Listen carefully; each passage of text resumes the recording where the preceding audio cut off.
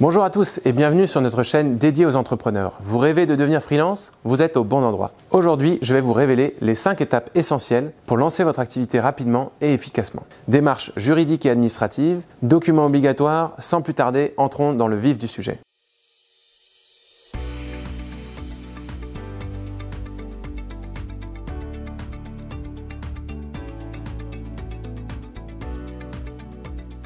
Être freelance, c'est simplement le fait de lancer son activité en tant qu'indépendant. Vous êtes le seul maître à bord de votre entreprise, ce qui vous offre une grande flexibilité dans vos choix professionnels. En tant que freelance, vous pouvez exercer dans des domaines très divers comme le consulting, être chauffeur-livreur, formateur, rédacteur web. La liste est longue et les possibilités nombreuses. Maintenant, quelles sont les étapes pour lancer son activité de freelance ?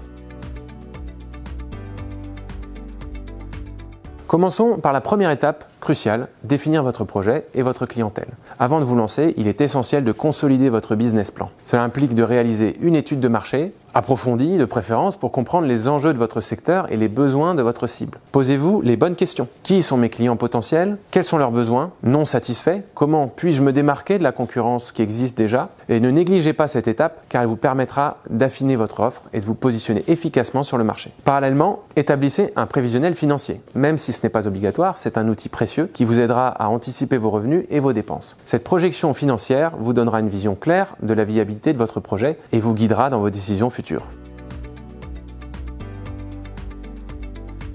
Passons maintenant à la deuxième étape, le choix de votre forme juridique. C'est une décision importante qui influencera votre fiscalité, vos obligations administratives et aussi votre protection sociale. Vous avez principalement le choix entre la micro-entreprise ou l'entreprise individuelle classique, d'une part, le URL, donc l'entreprise unipersonnelle à responsabilité limitée, ou la SASU, la société par action simplifiée unipersonnelle, d'autre part. Chaque statut a ses avantages et inconvénients qu'il convient de peser soigneusement. Alors on va y arriver. La micro-entreprise est conçue sur mesure pour les freelances car elle permet à une personne physique comme vous et moi d'exercer en nom propre une ou plusieurs activités de manière indépendante. C'est le statut le plus souvent privilégié pour débuter car il est simple à créer et permet d'avoir des obligations comptables allégées. Il s'agit d'une entreprise individuelle avec un régime fiscal et social simplifié. Au-delà des plafonds de la micro-entreprise, on bascule sur l'entreprise individuelle classique. Et pour plus de détails sur ce sujet, je vous mets un lien de fiches pratiques et de vidéos dans la barre d'infos. Passons maintenant à l'EURL et la SASU, qui, elles, nécessitent des formalités de création et des obligations comptables un peu plus complexes. Elles vous permettront aussi d'accueillir des associés à l'avenir si vous souhaitez développer votre activité, ce qui n'est pas possible en entreprise individuelle ou en micro-entreprise. Si vous voulez comparer les différents statuts juridiques dans le détail, je vous partage également dans la barre d'infos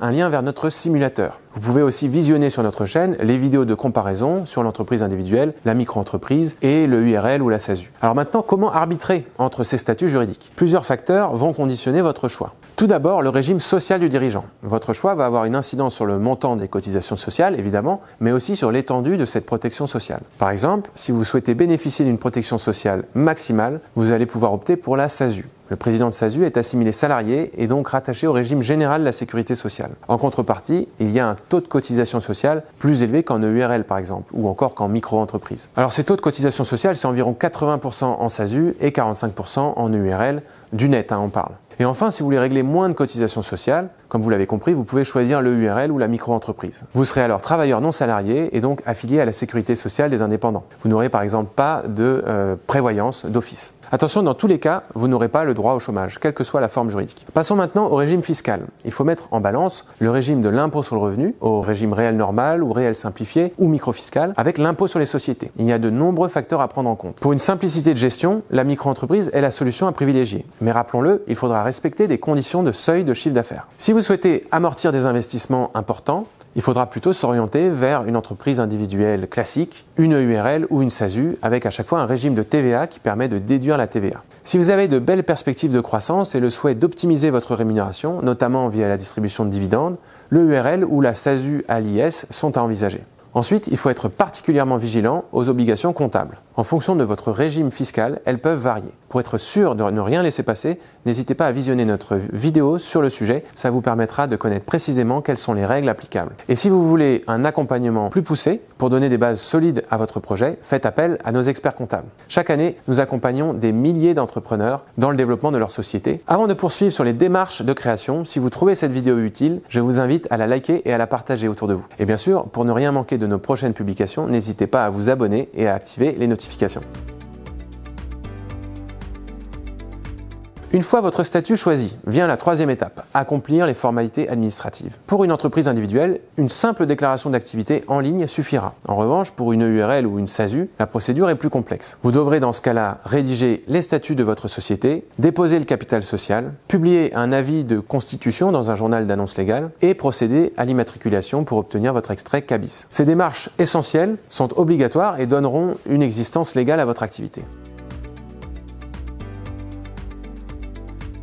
Abordons maintenant la quatrième étape, la préparation des documents juridiques indispensables à votre activité. Plusieurs documents sont essentiels pour encadrer votre relation avec vos clients et protéger vos intérêts. Passons-les maintenant en revue. Alors, si vous proposez des prestations de services, comme des formations ou du conseil, mettez en place un contrat de prestation de services. Ce document détaillera les obligations de chacun, le déroulé de la mission et précisera les responsabilités en cas d'inexécution du contrat. Si vous êtes vendeur, un contrat de vente est obligatoire. Je fais un aparté, les entrepreneurs nous interrogent souvent sur les différences entre un contrat de vente et par exemple des conditions générales de vente. En fait, le contrat de vente est destiné à encadrer une relation entre un vendeur et un seul client, mais dans l'hypothèse où vous avez par exemple un site de vente en ligne, il est préférable de mettre en place des conditions générales de vente, des CGV. Comme le contrat de vente, ces CGV vont encadrer la relation commerciale, mais cette fois-ci entre vous et l'ensemble de vos clients, en s'appliquant par défaut à tout le monde. Si vous souhaitez en savoir plus, je vous invite à visionner notre vidéo sur les CGV. Spécifiquement, je vous partage le lien dans la barre d'infos. N'oubliez pas que si vous avez un site internet, vous devrez aussi mettre en place, en plus des conditions générales de vente ou de prestation de services, en fonction des cas, une politique de confidentialité et des mentions légales. Ces documents sont non seulement obligatoires, mais ils contribuent aussi à établir une relation de confiance avec vos clients en clarifiant les termes de votre collaboration. Enfin, préparez vos modèles de devis et de factures. Les devis sont obligatoires pour certaines activités, notamment dans le secteur du bâtiment par exemple, ou de services à la personne. Et quant aux factures, elles sont obligatoires pour tous vos clients professionnels et pour les particuliers dans certaines conditions, par exemple la vente à distance, les prestations de services d'un montant supérieur à 25 € TTC ou sur demande du client.